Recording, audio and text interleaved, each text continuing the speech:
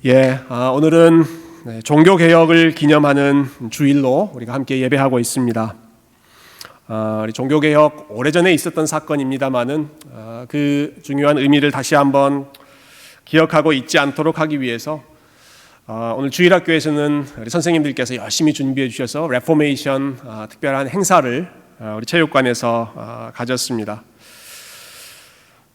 또 오늘 저희가 불렀던 찬양 내 주는 강한 성이요, 이 찬양은 종교개혁가였던 마르틴 루터가 지었던 찬송이기도 하죠.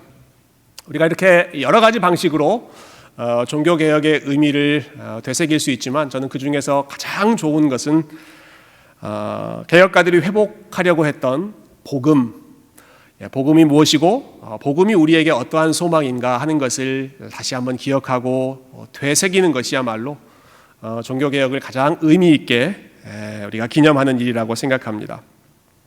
그래서 오늘 저희가 디모데전서 말씀을 쭉 나누다가 오늘 본문을 좀 바꿔서 이사야 40장 말씀을 본문으로 정해서 우리 복음의 풍성함을 여러분들과 함께 생각해 보고자 합니다. 종교개혁의 핵심을 가장 잘 파악한 사람 중에 하나로 저는 음악가였던 핸델을 생각해 봅니다. 음악의 어머니라고 불리는 분이죠. 핸델이 지었던 아주 유명한 작품 여러분 잘 아시죠? 핸델의 메시아라고 하는 작품. 메시아는 우리의 구원자이신 예수님의 생애, 또 예수님께서 어떤 일을 하셨는가를 너무 아름답게 표현하고 있는 걸작 중의 걸작입니다. 이 메시아가 무척 긴 작품입니다. 다 처음부터 마지막까지 공연하면 한 2시간 반 정도 걸리는 총 53개 53개의 작품이 다 모여있는 게 이 메시아 작품인데요. 여러분, 이 메시아 작품의 첫 번째 시작, 메시아 전체를 시작하는 첫 번째 그 노래가 어떤 노래인가? 바로 오늘 본문 1절 말씀이 그 메시아를 시작합니다.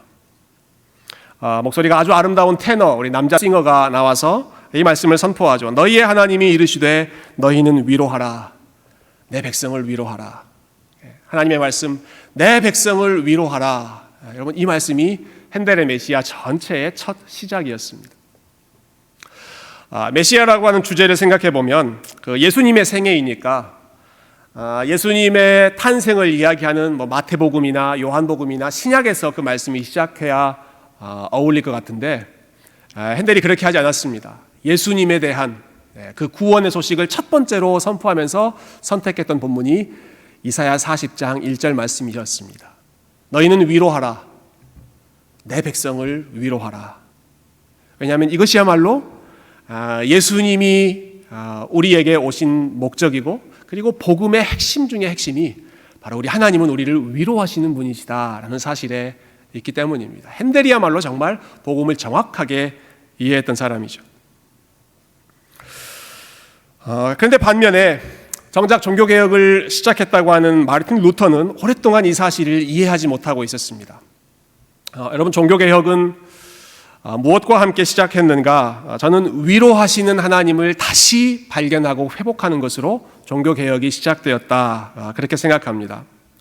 루터는 하나님에 대한 열심도 있었고 참 하나님에 대한 그 간절함이 있었습니다. 자기가 다니던 로스쿨, 법률가로서의 그 창창한 길을 포기하고 수도원에 들어가서 평생을 하나님 앞에 헌신할 정도로 마음의 그 헌신이 있었습니다. 수도원 안에서도 다른 어떤 수도사보다 더 열심히 기도하고 더 많은 시간 봉사하고 더 열심히 회개하는 모범을 보인 수도사였습니다. 어떤 날은 루터가 그런 일도 했다고 하죠. 그 성당의 높은 계단, 수십 개 되는 그 계단을 무릎으로 계속해서 올라갔다 내려왔다, 그렇게 무릎이 깨질 정도로 참 상처를 입으면서까지 기도하는데 열심을 내기도 하고, 또 심지어는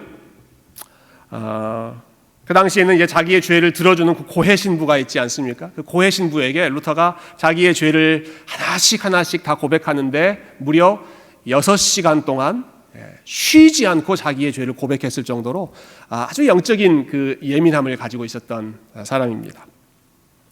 여러분, 행여나 저에게 오셔서 6시간 동안 여러분의 죄를 이렇게 고백하지 않으셨으면 좋겠습니다. 그런데 루터가 그렇게 열심을 내고 열심히 죄도 고백하고 열심히 기도도 하고 그랬지만 어떤 것으로도 루터의 마음이 평안을 얻지 못했습니다. 왜냐하면 그가 어렸을 때부터 배웠던 그 하나님, 본인에게 친숙했던 하나님은 죄인들을 벌하시는 분, 심판하시는 분, 진노하시는 하나님, 그런 이미지가 루터에게는 뿌리 깊게 있었기 때문에 하나님을 내가 사랑한다, 하나님 앞에 내가 가까이 나아간다, 이것은 언감생심 생각을 하지 못했던 것이죠. 여러분, 그러다가 루터가 드디어 복음을 깨닫게 됩니다. 로마서 1장 17절 말씀을 읽던 중에 저와 여러분이 오늘 교동문으로 함께 읽었던 말씀이죠. 복음에는 하나님의 의가 나타나서 믿음으로 믿음에 이르게 하나니 기록된 바 오직 의인은 믿음으로 말미암아 살리라. 여러분, 이 말씀이 루터의 삶을 바꾸고 그리고 지난 500년 동안 교회의 방향을 바꿨던 참 유명한 말씀입니다. 뭐가 그렇게 유명한가? 복음에는 하나님의 의가 나타났다라는 사실에 루터가 깨달은 것입니다.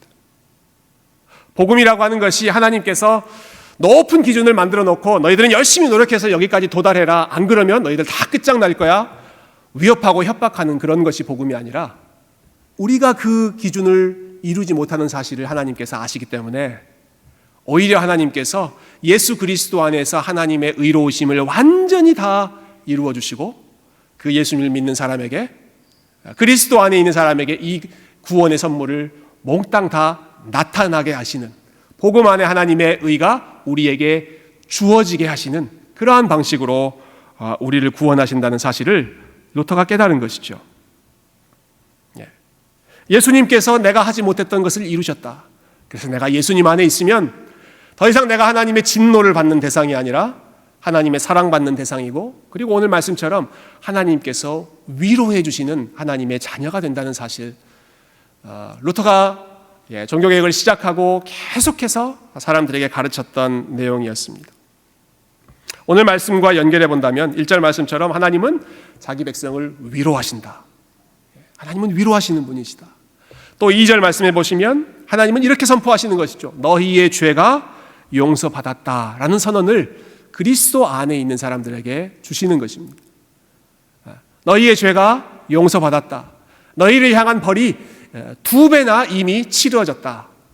우리가 그 벌을 받은 것이 아니라 예수님께서 그 벌을 받으심으로써 하나님과의 화목함을 이루셨고, 더 이상 우리가 하나님의 진노의 대상이 아니라 하나님을 사랑하는, 위로받는 존재가 되는 것이죠.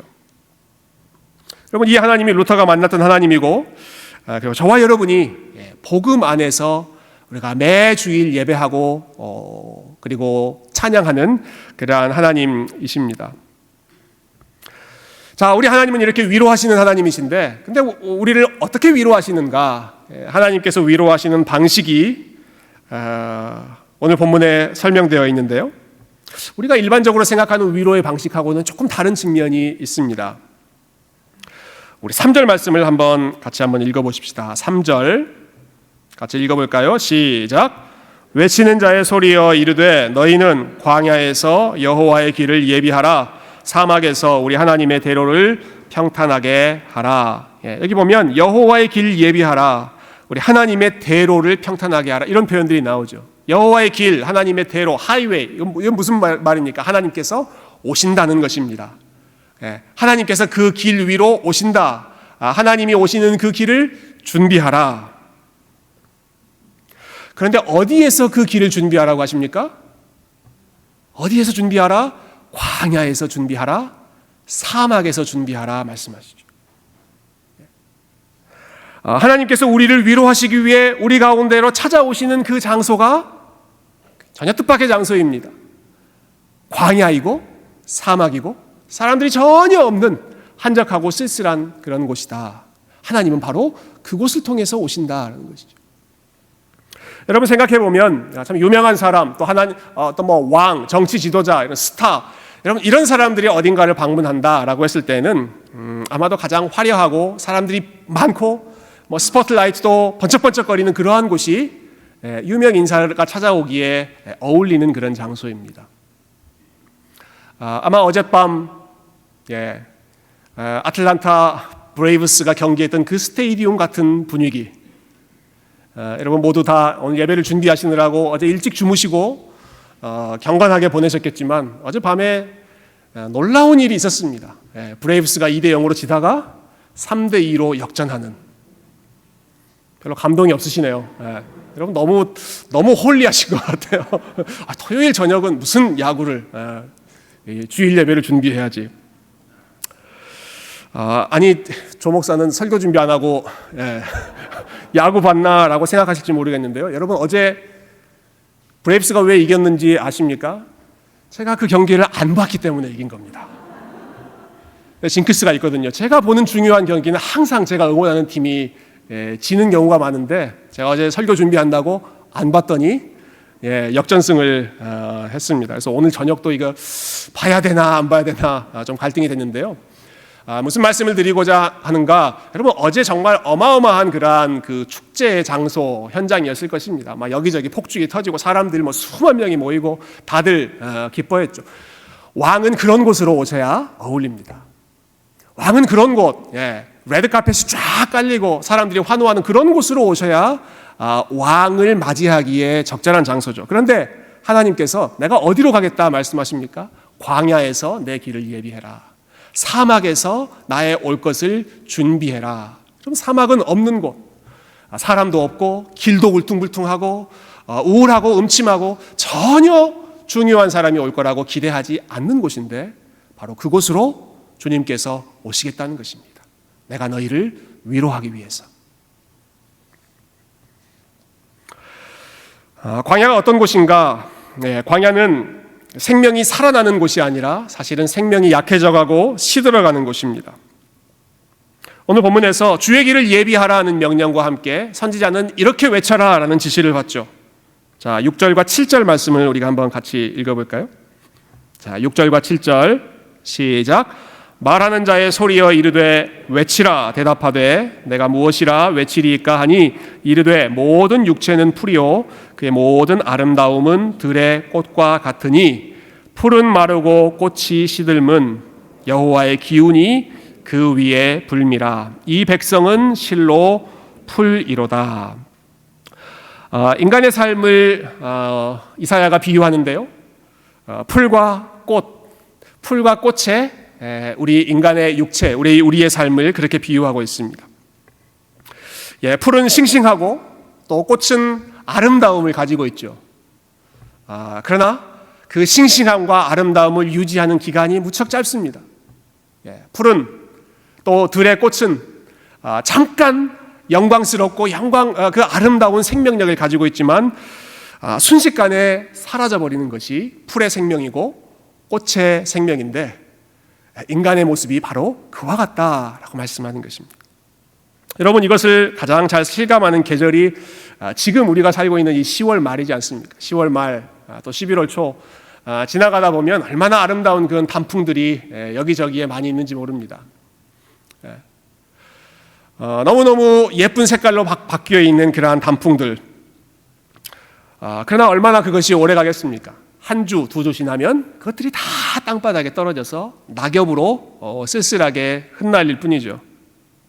풀도 그렇고 꽃도 그렇고 가을의 단풍도 그렇고 한때 반짝이고 한때 아름답고 한때 영광스럽지만 곧 시들어버리고 곧 떨어지는 것처럼 우리 사람의 인생이 모든 육체가 그와 같다. 여러분 이 사실을 실감하고 사십니까?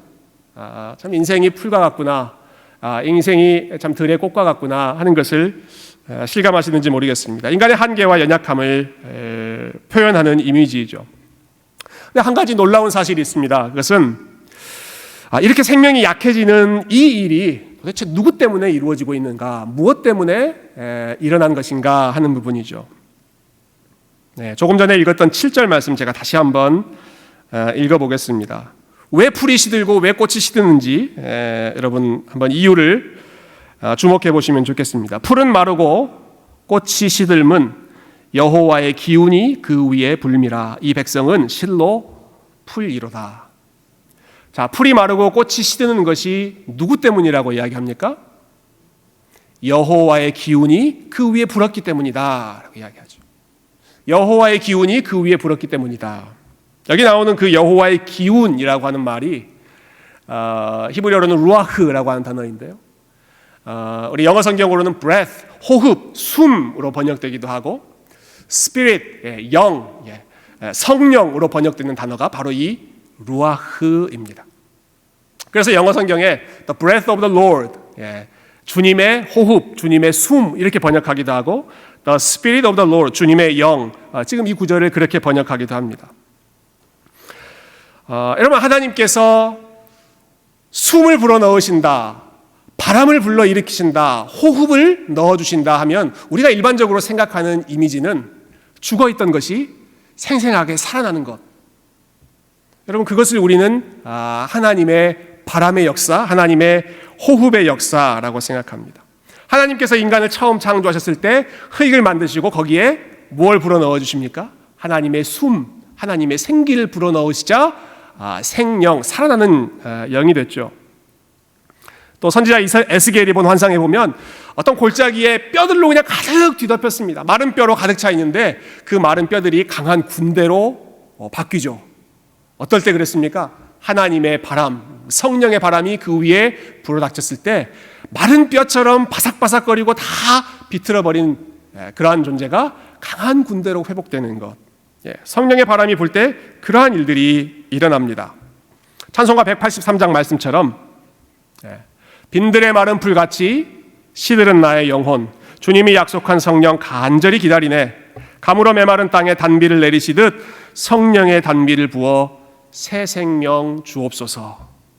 가물어 메마른 우리의 심령에 성령의 단비로 새 생명을 회복시켜 주시는 것, 그것이 우리가 일반적으로 기대하는 성령의 역사입니다. 성령의 바람이 불면 그러한 일들이 일어나는 것이죠. 그런데 오늘 말씀에 보면 참 뜻밖입니다.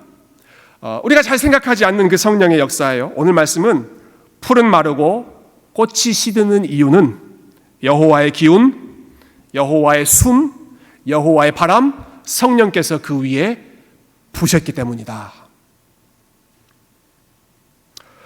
이것이 성령님께서 하시는 또 다른 복음의 역사입니다. 마치 광야, 사막, 아주 그 건조하고 뜨거운 곳에 뜨거운 바람이 불면 생생하던 풀도 시들어버리고 아름다웠던 꽃도 그냥 떨어져 버리는 것처럼 성령의 바람이 불어닥칠 때 그와 같은 일들이 시들어버리는 일들이 일어난다는 것이죠. 찰스 스펄전이라고 하는 아주 탁월한 목사님이시죠. 이 구절을 가지고 유명한 설교를 하셨습니다. 근데 그 설교 제목이 참 흥미로웠어요. 영어로 제목이 이렇습니다. The withering work of the Holy Spirit입니다. The withering work of the Holy Spirit. 우리말로 번역하면 성령의 시들게 하시는 역사. 성령의 시들게 하시는 역사. 성령님께서 하시는 일이 우리를 시들게 하는 것이다. 이런 생각 잘 하지 않죠, 우리가. 특히 오늘 본문처럼 여러분, 지금 하나님께서 내 백성을 위로하라 말씀하지 않습니까? 이스라엘 백성들의 회복을 약속하고 그 소망을 주는 그런 말씀들을 하시는 가운데 성령은 무슨 일을 하시느냐? 성령이 불어닥치면 풀과 같고 꽃과 같은 인생이 시들어버린다. 성령은 먼저 시들게 하신다. 이 말씀을 하고 계시는 것입니다. 왜 그렇게 하시는가? 우리를 정말로 다시 살리기 위해서 성령님께서 먼저 하시는 역사가 우리를 죽이고 낮추고 시들게 하시는 역사를 먼저 하신다는 것이죠.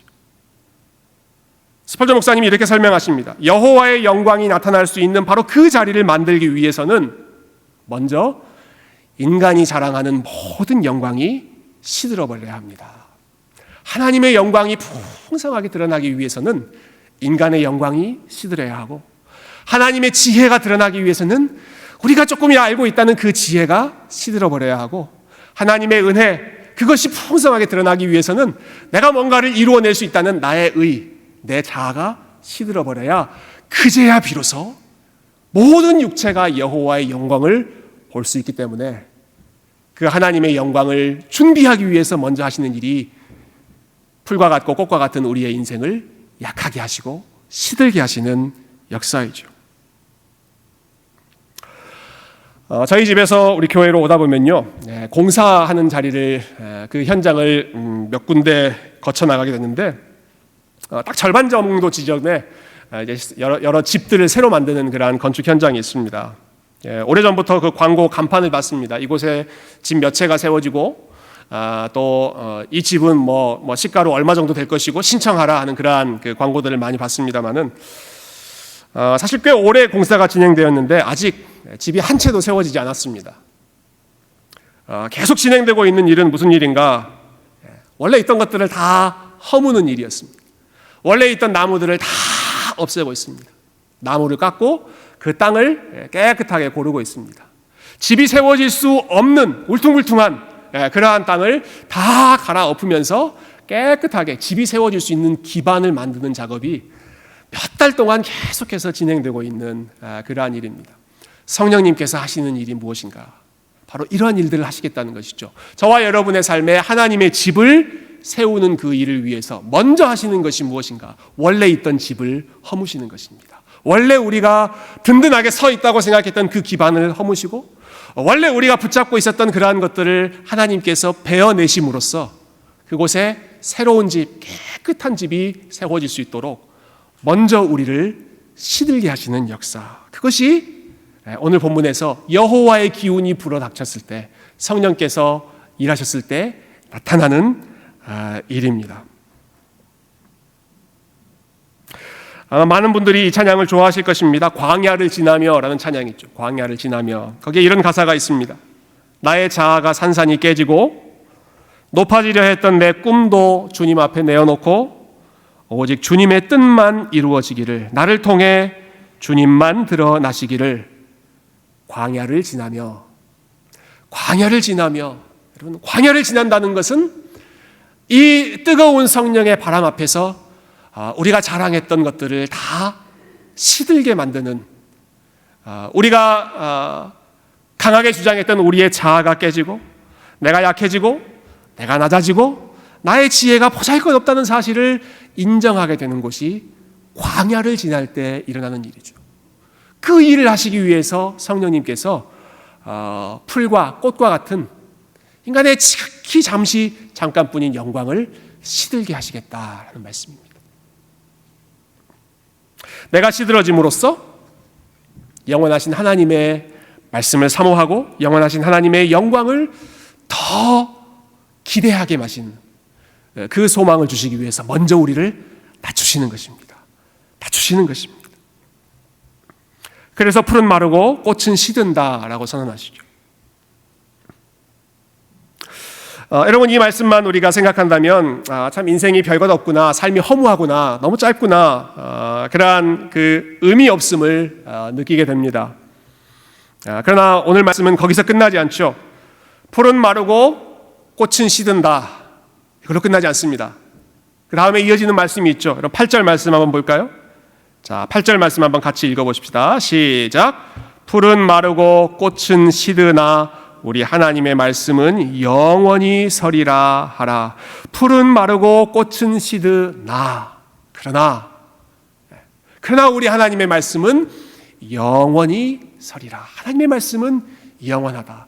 이 말씀은 단순히 이 성경책이 영원하다 정도가 아니라 우리가 알고 있는 어떤 성경 지식이 영원하다라는 정도가 아니라 말씀 자체이신 그 하나님이 영원하고 말씀으로 다스리시는 그 하나님의 나라가 영원하다는 말씀이죠.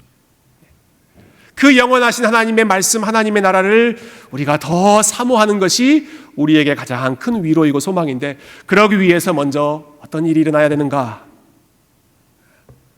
우리가 자랑하고 우리가 붙잡았던 풀의 싱싱함, 꽃의 아름다움 정도에 불과한 그러한 것들이 시들어버리고 죽어버려야, 그래야 비로소 저와 여러분이 영원한 하나님의 말씀을 사모할 수 있는 것입니다. 그래서 먼저 우리를 낮추시는 것이죠.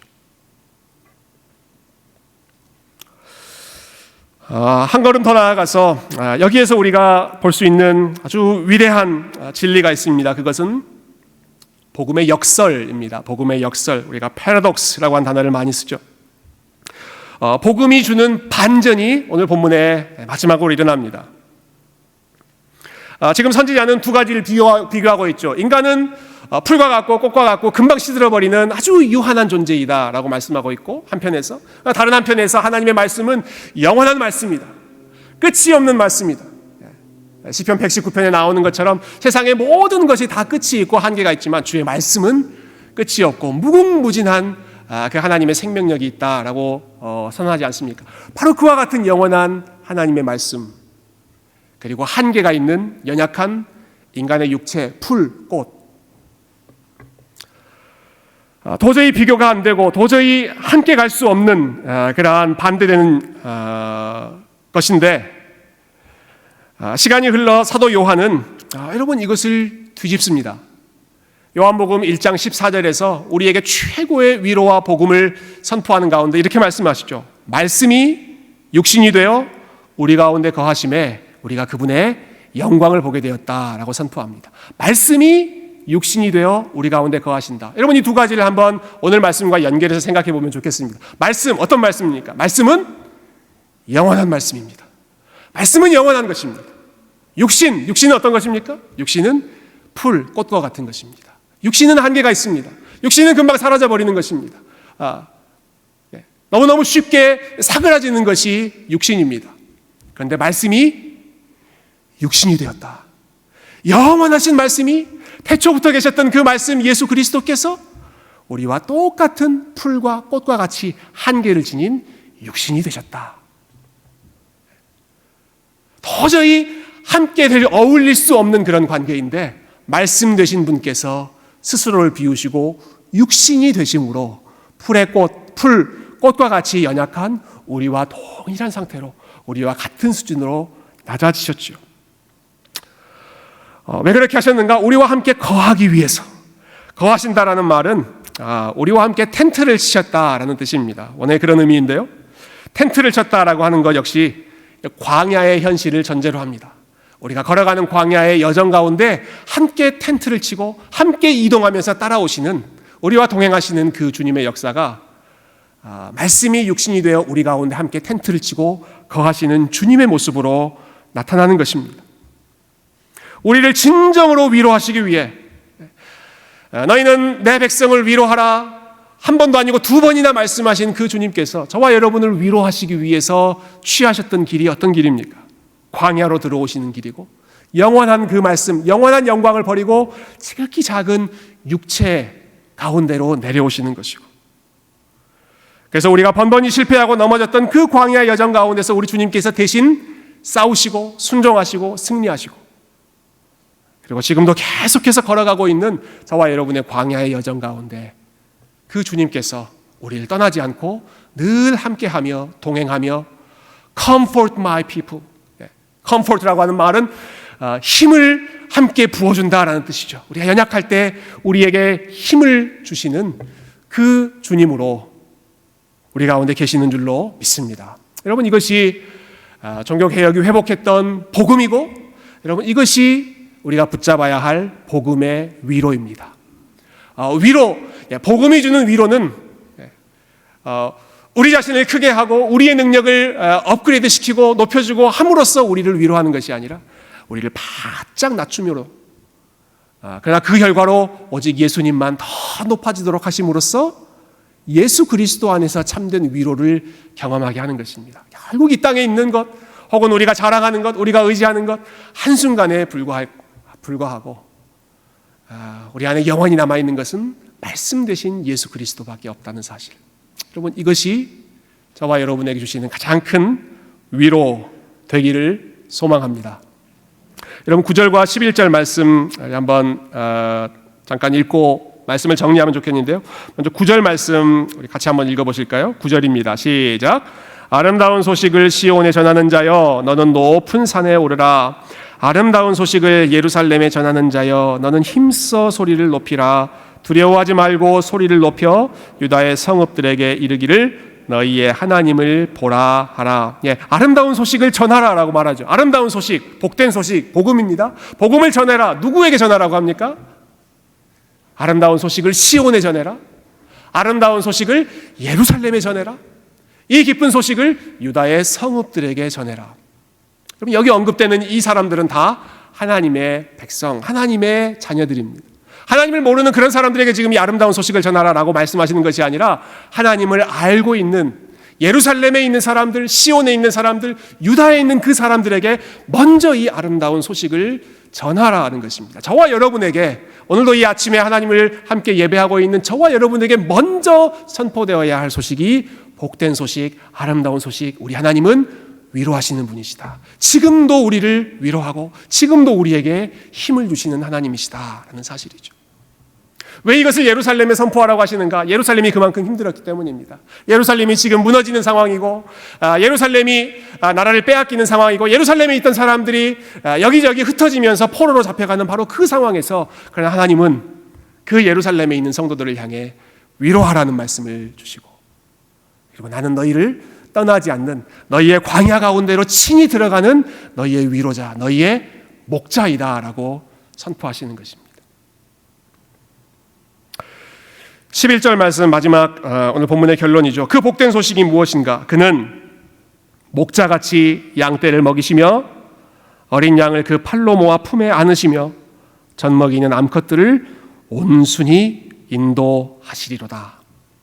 영원하신 말씀이 연약한 육체로 오셔서 우리 가운데 거하실 때 그분이 하시는 일은 저와 여러분의 목자가 되어주시는 것입니다. 양떼를 먹이시고 어린 양, 비틀거리는 그 양은 품에 안으시고, 그리고 심지어는 젖먹이는 암컷들, 다 큰 양, 건강한 양이라고 하더라도 그 양을 온전하게 인도해 주시는 그 참된 목자가 되어주시기 위해서 광야 한가운데로, 그리고 가장 깊은 골짜기로 내려오신 분이 예수 그리스도이십니다.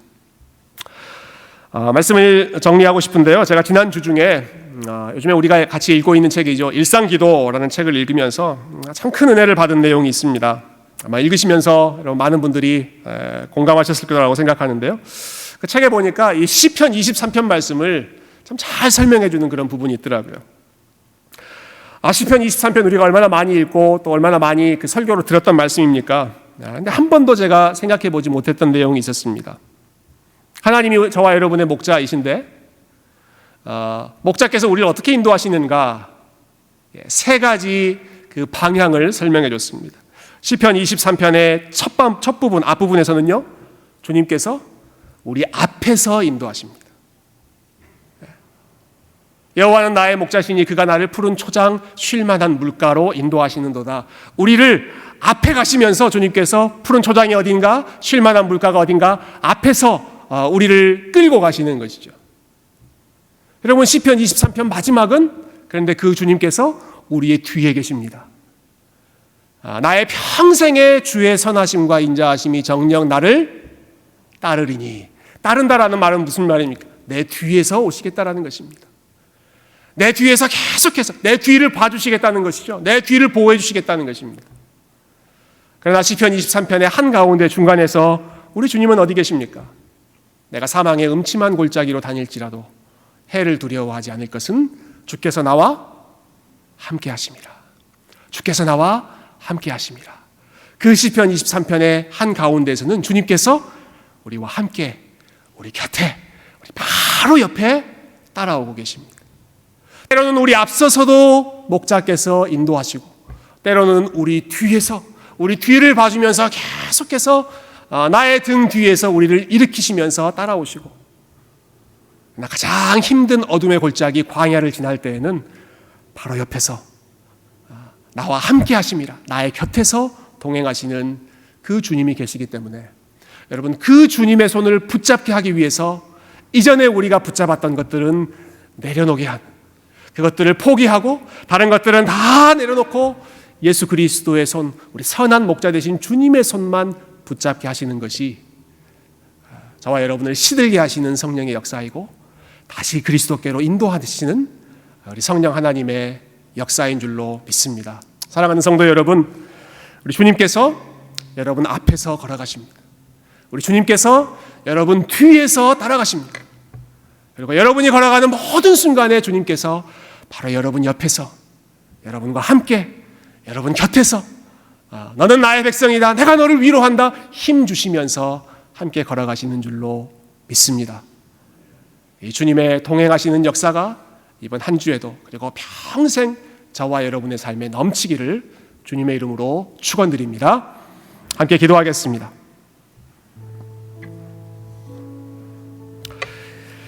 예, 우리 이 시간 같이 기도하실 때 하나님이 나의 목자이십니다. 우리 그렇게 함께 고백하실까요?